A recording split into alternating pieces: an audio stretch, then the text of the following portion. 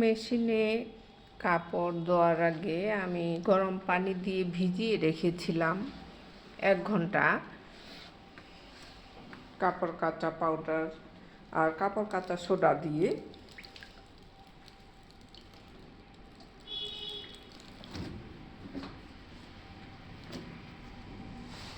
মেশিনে দিচ্ছি এখন।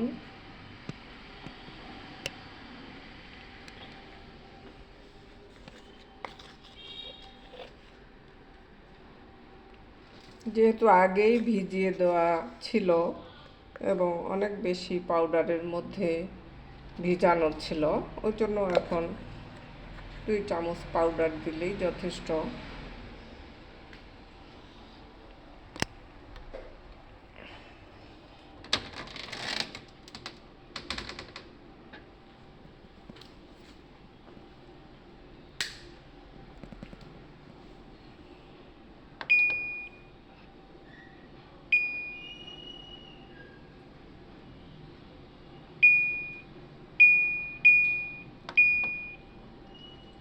ধন্যবাদ, ভালো থাকবেন।